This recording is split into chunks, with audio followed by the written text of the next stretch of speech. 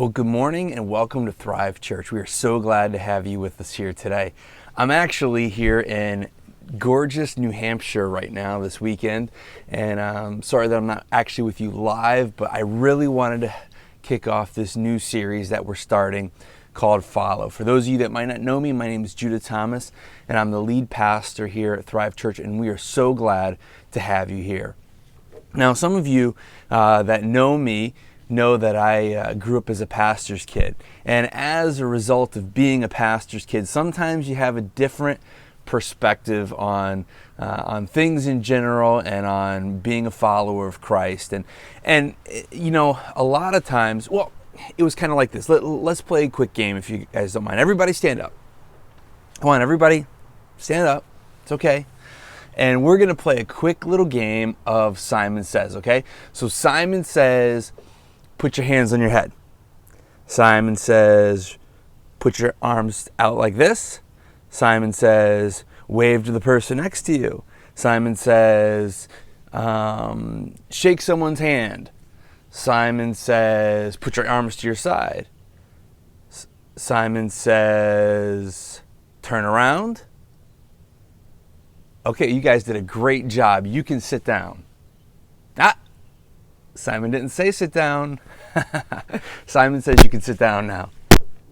You know, I kind of felt like being a follower of Christ was a lot like that. Was a lot like a game of Simon Says, where we would do certain things because we felt, well, Jesus says this, and Jesus says that, and Jesus says this.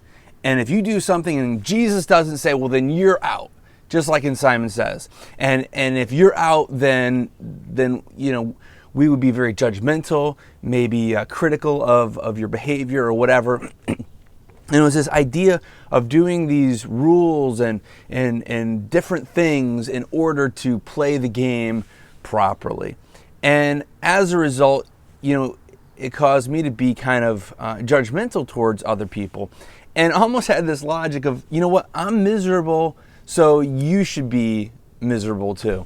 And ultimately, as I've grown in my walk with God, I've realized that that's not at all what Jesus wants from us. It's not how he wants us to live our life. Now, maybe you're here and at some point in your life you've actually walked away from Christ. Maybe you believed once and you walked away because you felt that you were turned off by this whole do and don't. It's like you could do all these things, but man, don't ever do those things, or you're out of the game, and everybody's gonna look at you and laugh, and your logic might just be, you know what, if I go to hell, that's fine.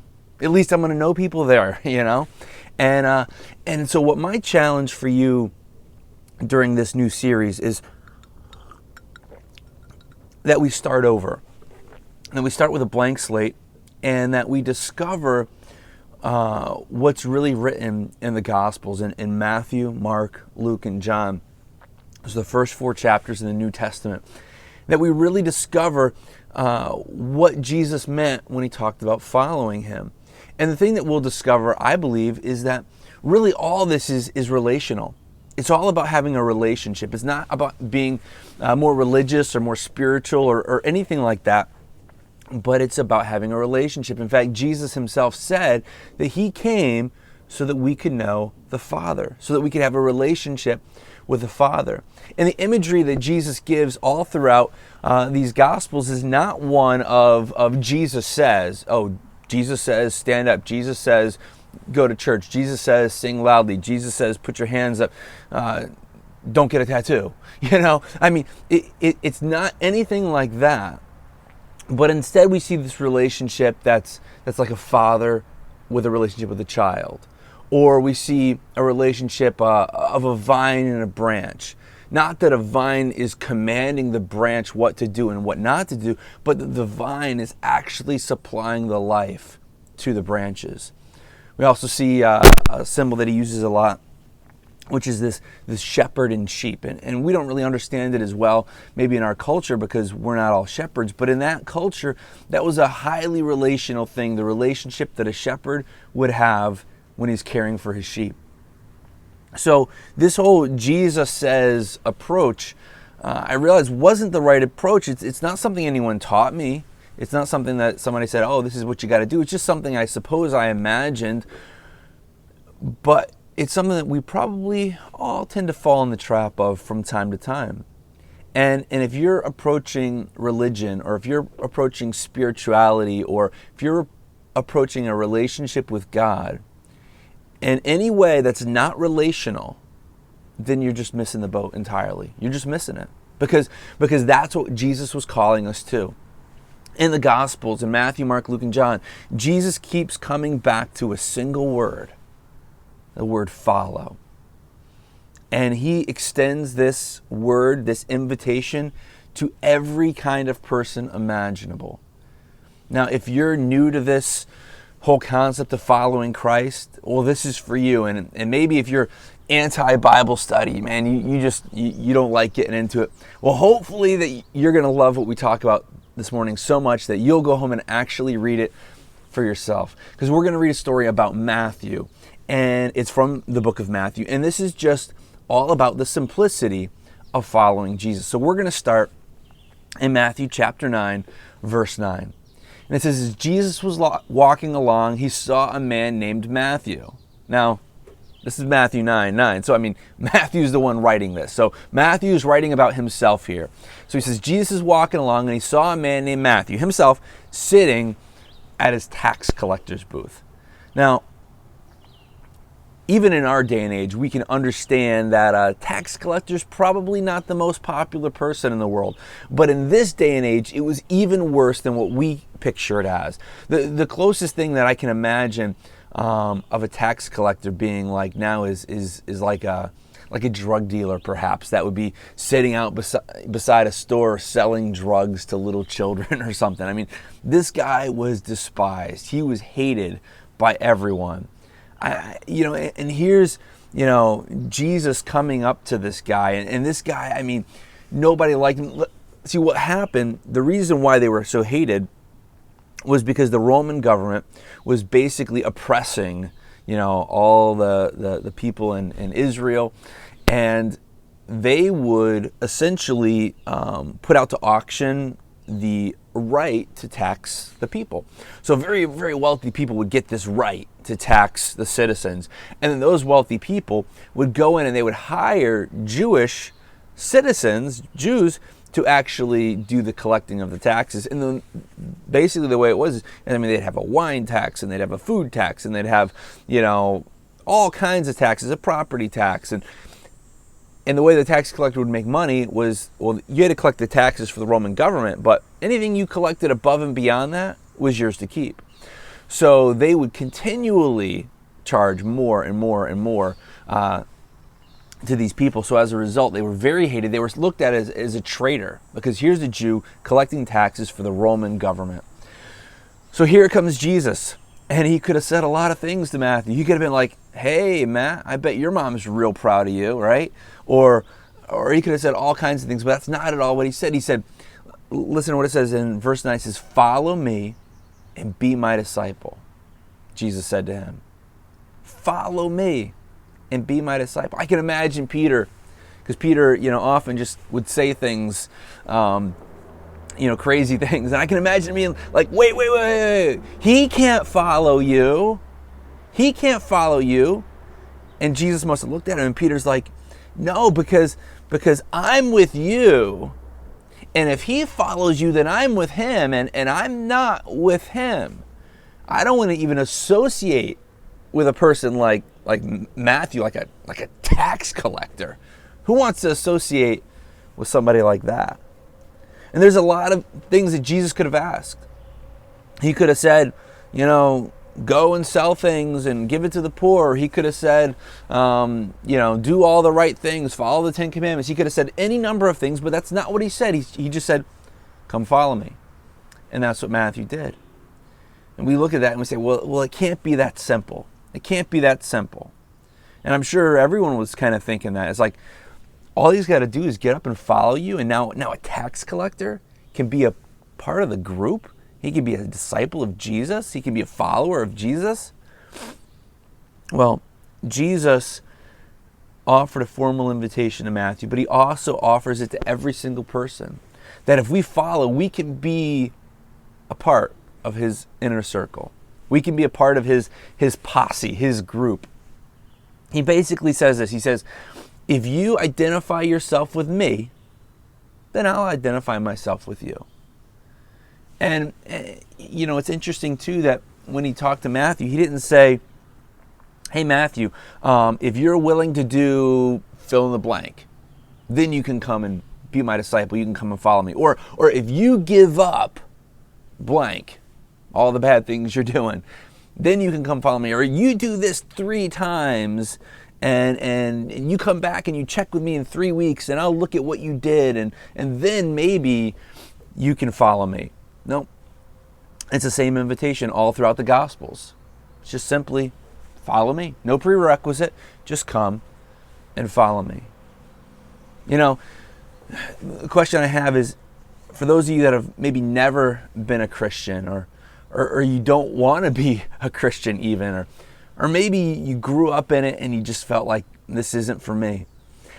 I think this is a great opportunity, especially for you, but also for those that maybe you've been a follower your entire life. This is a great opportunity as well for a few weeks to just tune out everything else. Let's just forget about everything that we know about faith and the Bible and even about God. Now, just hold on a second and let's keep it simple. Let's have a simplistic approach that's all wrapped up in this one word, follow. It's not about how much I know, not about am I a Christian or am I not a Christian or how is my behavior today. It's simply the question, am I following? Not that I go to church this week and not that I read the Bible for so many, minutes or hours or not did I do this or didn't I do that. And we're going to take all the Jesus says, we're going to take all the Jesus says away. And even if you aren't a Christian, you can do this. And I'm not saying that you go and that you have to obey every principle that God ever said or even follow the 10 commandments. We're just going to put all that stuff aside and just ask the simple question, am I following? Maybe it seems too simple, especially if you've been following God for a while. You might be like, that's just too simple. And that's okay. The religious leaders in Jesus' day, they thought it was too simple also. They couldn't understand how it could be that simple because that wasn't how they did things. Well, we're going to continue looking here in Matthew. And in verse 10, it says, later Matthew invited Jesus and his disciples to his home as his dinner guests, along with many tax collectors and other disreputable sinners. The others, the religious leaders, all these people, they didn't want to go here. And Matthew shows up and it says that the sinners and the tax collectors are almost these two different categories, right? It's like the sinners are like, we don't even want to associate with the tax collectors. They have tax collector cooties. But here they are, they're all together. These are all Matthew's friends. They're not the good guys, right? It's the tax collectors and other sinners. And I can imagine that again, Peter and these other disciples are like, it's bad enough now that Jesus invited this guy to be one of us. It's bad enough that he's with us now, but we can't go into his house. What will that do for our reputation? What will people think if they see me, a good little Jew, going into the house of a sinner and a tax collector? Jesus didn't seem to care, did he? He just said, we're going. So here's all these tax collectors, all these sinners. These are all the bottom of the barrel people. And Matthew's friends, they were all just a bunch of outcasts. They were outcasts from the Jewish synagogue. And they probably, in their mind, they thought, you know what? I'm going to hell. But at least we're going to enjoy each other's company as long as we can. And Jesus' followers must have been very, very uncomfortable in this situation. And, I can relate to it. I mean, I've been in some situations before where I'm around people and I'm like, man, should I really be here in this environment? And one time I was with my band and we were playing a show in Hartford, and we got to this place and man, there was just all kinds of craziness going on. And at first it felt a little awkward. It felt a little uncomfortable. Like, why are we here? And then I realized these are the folks that need to hear the message of God. These are the people that we should be loving. And so for a moment I was able to relate I believed how Jesus felt in this situation. But I also felt how the disciples probably felt, uncomfortable. Here's the thing. If you're new to faith, if you're just exploring faith, or maybe you got kicked out of a church. Maybe you got kicked out of the faith and you're like, you know what? I'm done with this. Well, this is for you. See, Jesus was extraordinarily comfortable with people who are nothing like him. Here's Jesus. He's a rabbi. He's a man of God.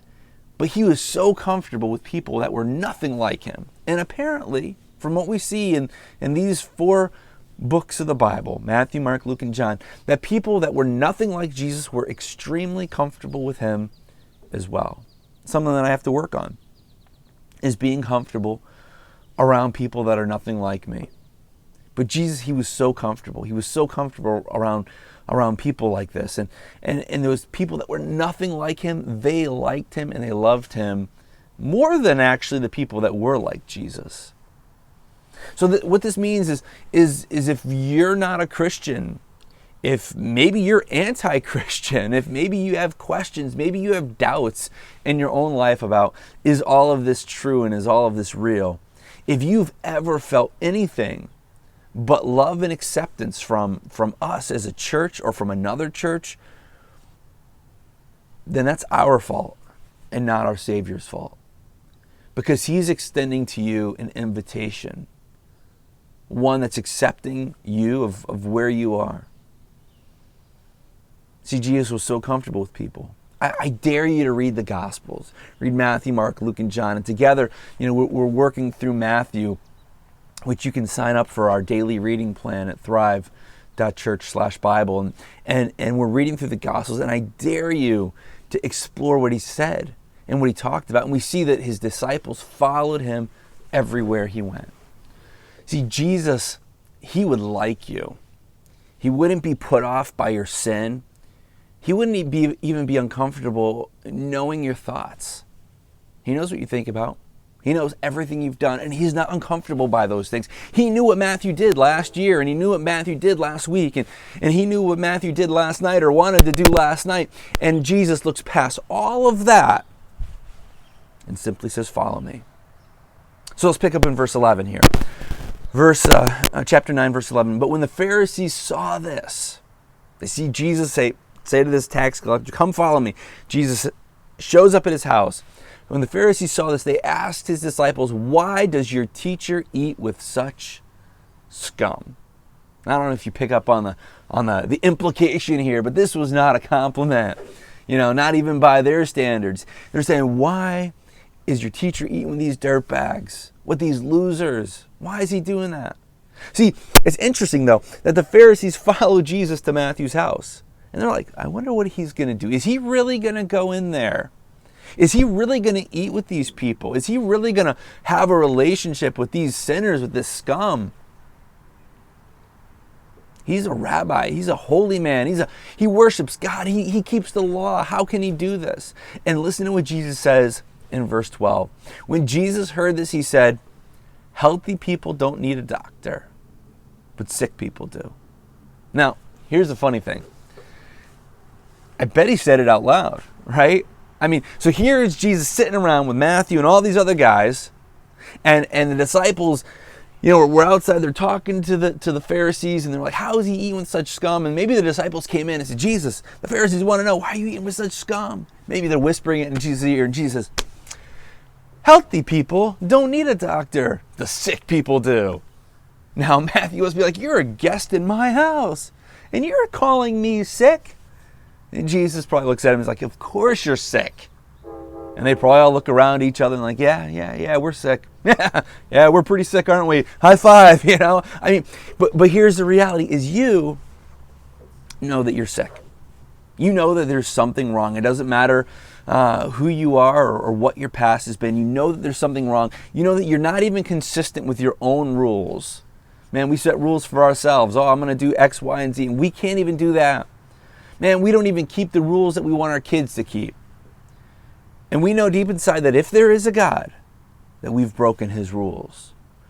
And if there is a judgment day, that we're in trouble. So here's Jesus saying, tell them that the sick need a doctor. So I'm in here hanging out with the sick. High five, Matthew. I mean, it's kind of offensive, but he's right. Now, only the men and the women, the boys and the girls, the teens, the young adults, the seniors that are willing to look into the mirror and say, I need help. These are the prime candidates for followers of Jesus. He kind of offended the people that he was with, but Jesus isn't done offending because he's Jesus, right? And look what it says in Matthew chapter 9, verse 13. He says, then he added, now go and learn. Now Jesus is telling this to the Pharisees. Now go and learn. Now let's keep in mind that the Pharisees, they are learners. That's what they do. They study the Bible nonstop. That's all they do. Their full-time job is to be good. And he's saying, tell them to go and learn. He's basically saying, I got something to teach you guys. You guys, you think you know it all, but I got something to teach you. Go and look this up. And he quotes Hosea. He says, go and learn the meaning of this scripture. I want you to show mercy and not offer sacrifices. And then if you don't understand what that means here, I'm going to explain it to you.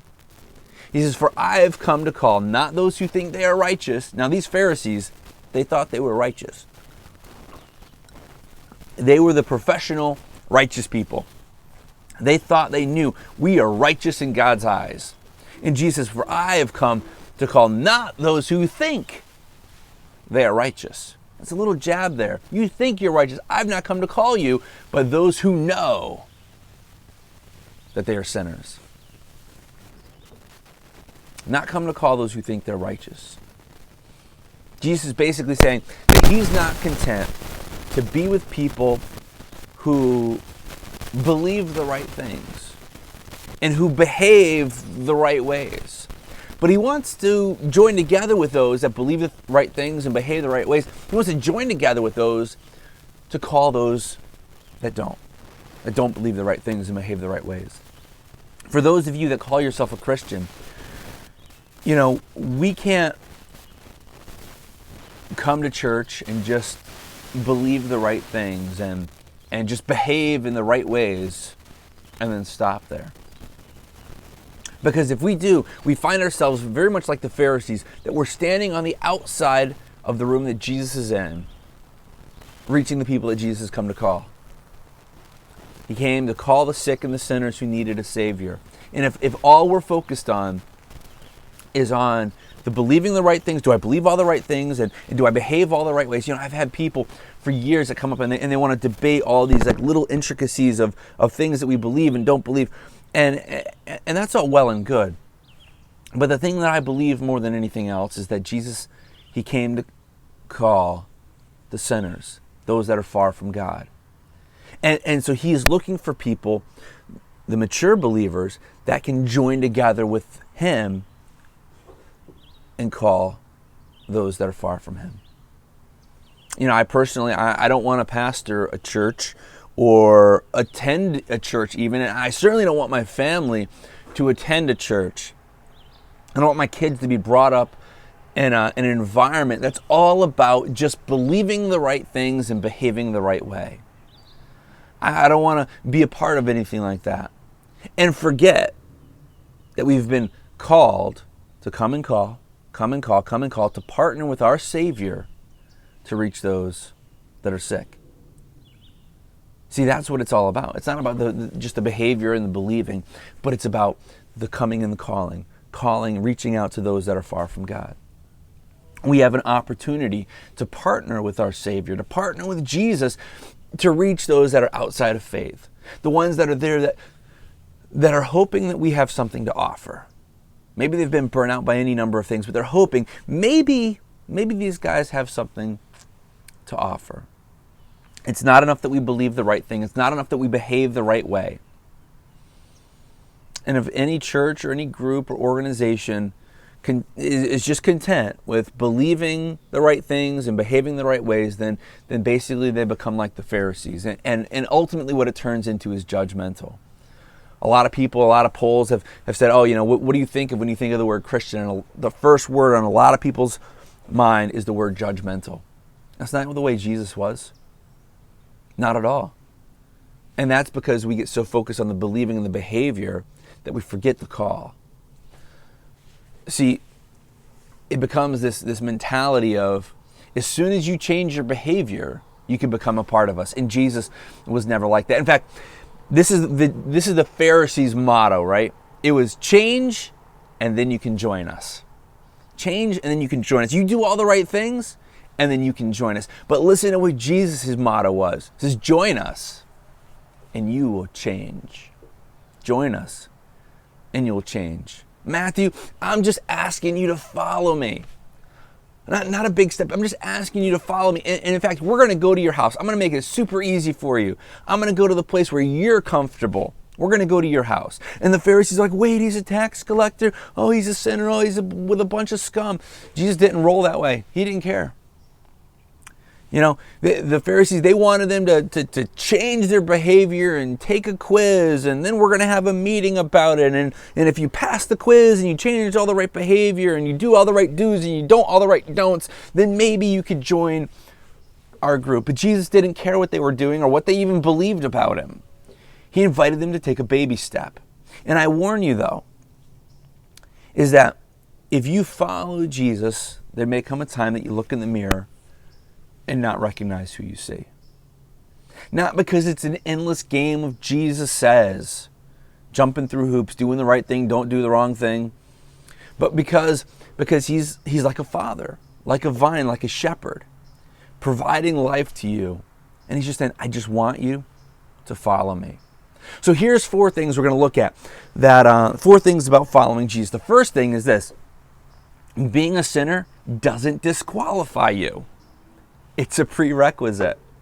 It's a prerequisite. Every person that Jesus ever asked and every person that ever said yes to Jesus' invitation to follow was a sinner. The only ones that ever resisted following Jesus were the ones that thought they were perfect. You know, and there was a time in the Bible where this rich young ruler came up to Jesus and he wanted to follow him, and he was asking different things, and he's like, yeah, I've done all these things. I'm already good. I've already done all these things. So these are the people that resisted following Jesus. The less perfect they were, the greater their candidacy was for following Jesus. And we see that all throughout the Gospels. Man, the people that were the worst off were the ones that were at the best opportunity, the greatest candidacy for following Jesus. And so Jesus starts with Matthew before he's committed anything, before he's prayed any prayer, before he's promised anything, before he's changed anything in his life. I mean, in fact, Matthew is there collecting taxes at that moment, probably with no intent of even stopping. So here he is in his state of being sick, and Jesus calls him, just as you are, just as you, don't change anything, don't fix anything, just take a baby step and follow me. I'm going to make it easy for you. I'm coming to your house. Invite your friends, bring them all over. We're going to have a good time. There's no sin, there's no habit, there's no addiction, there's no illness, there's no problem that puts you outside of the circle of those that Jesus invited to follow. I know some people and they're like, I just don't think that Jesus can look past blank that I've done in my past. And the reality is he does. There's nothing that you've done that puts you outside of that circle. He's extending that invitation to you. And you're like, but you don't know me. But Jesus does, and he's still extending the invitation to you. The next thing we know about following Christ is that being an unbeliever doesn't disqualify you. This may come as a shock to some people. But some people are like, I don't even believe. I don't even know if Jesus is God, and I don't believe this stuff. Well, guess what? You're in good company. In fact, we look at Jesus' followers in the Gospels, and some of them, after 2 years, they still don't even believe. Or it'll say, oh, and then this one believed.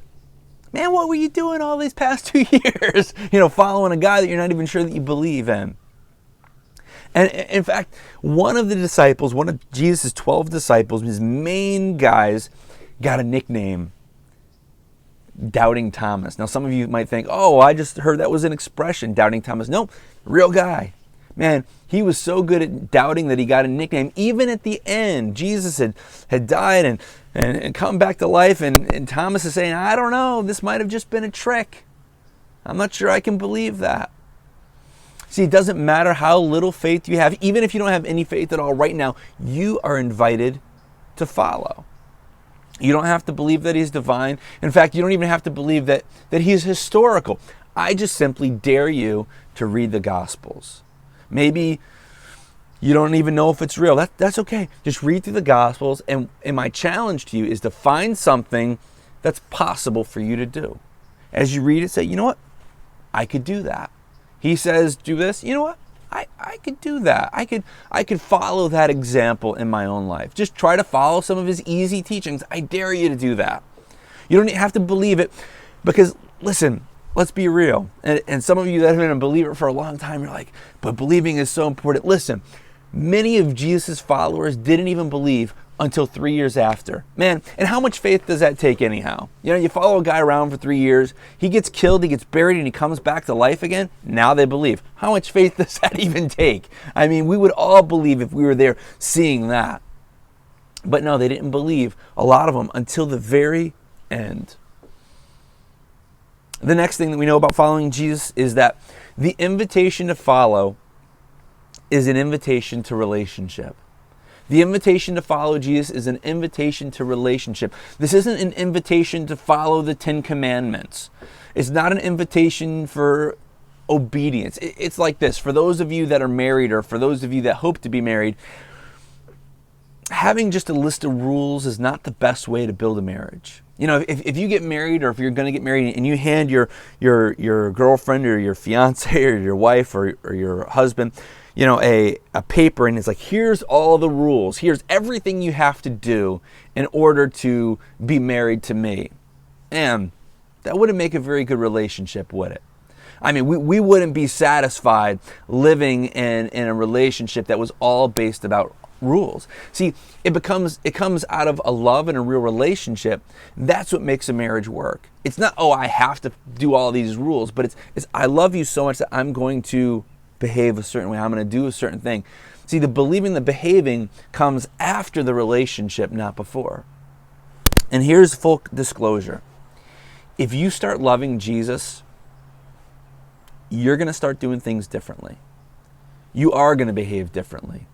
But it's not because we're thinking in the back of our mind, well, good Christians always do X, Y, Z.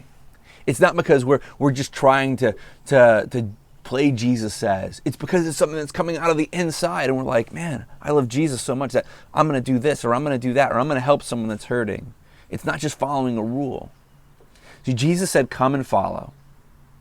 And as we follow him, I mean, imagine, let's think about this literally. Here's Matthew. He says, come and follow me. After a while, Matthew following Jesus, what do they build? They build a relationship.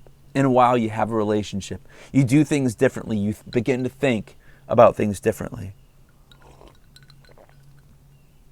So if we could erase all that we know about religion, we could even erase all that we know about Jesus and the Bible and Christianity, and just read the Gospels. And the way I challenge people to do it is like this.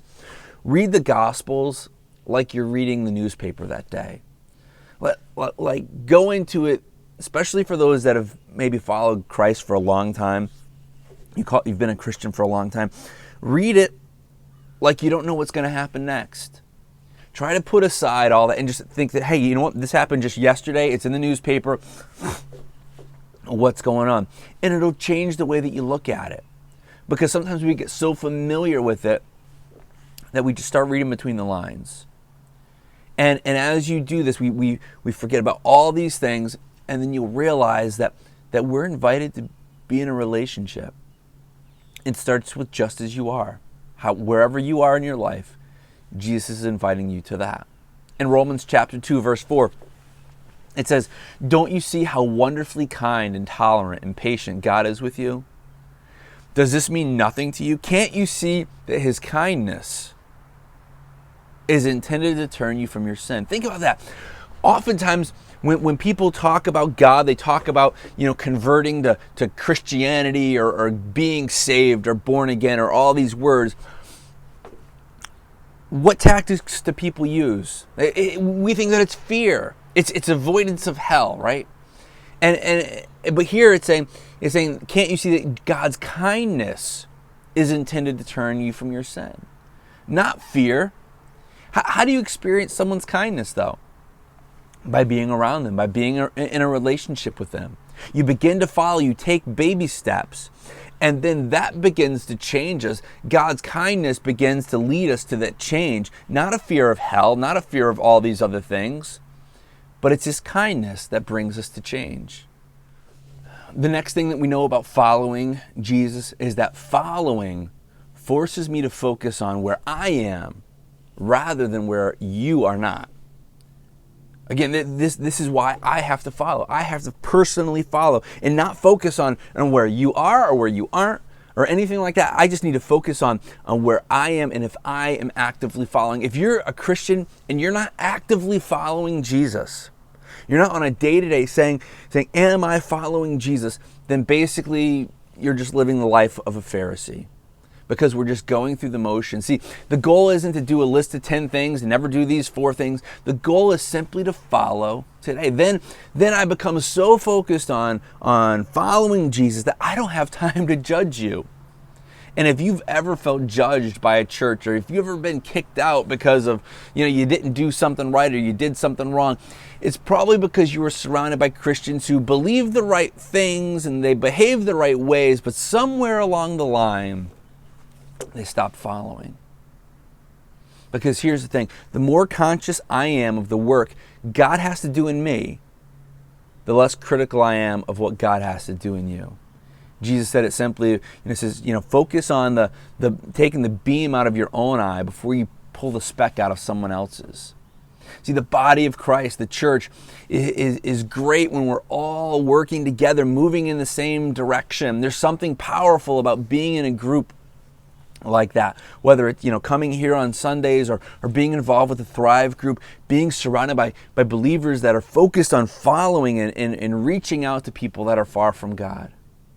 Well, my question, my challenge for you is to ask yourself, am I following? Am I following Jesus? Not how much do I know, not how much do I pray, not how consistently do I go to church, not how much Bible do I know, not how obedient am I, but am I actively following? Not am I a Christian, not did I pray a sinner's prayer at some point in my life, not am I fully committed, not am I any of these things, but am I actively engaged in following Jesus? This invitation extends to every single person here. It extends to every single person in the world today. This is what I'm passionate about, and this is what Jesus was ultimately so passionate about that He gave His life, was inviting people to come and follow, come and follow. Your sin and your past, your lack of faith, these things don't disqualify you. In fact, they qualify you. It's an invitation to relationship. For some of you, it begins with just coming to church. And again, not because we're coming just out of following Jesus says, but coming as an act of following. And over the next several weeks, we're going to be digging deeper into this concept of following. I would encourage you to come each week or to at least watch online. Some of you, it's maybe getting involved with the Thrive group. And if you're interested in that, you can go to the information desk, or you can check off on the card that you're interested in getting involved with the Thrive group. And this is a group of people that sole purpose is saying, how can we follow Jesus better? And sometimes, we realize that our following God, our relationship with God, usually begins with a relationship with other followers. So the challenge is to ask yourself, am I following? As you leave today, we have a bunch of cards printed up for you. And it just simply says, am I following? And I want you to take as many of those as you want. Take several of them and stick them around your house, stick them in your car, stick them, on your mirror at home, stick them, lay it on top of your phone. So when you wake up and you grab that phone, you'll see that the very first thing says, am I following? Keep asking ourselves that question, am I following? And let's watch as we move into this relationship, not guided by thousands and thousands of rules, but guided by one word, follow. Let's pray.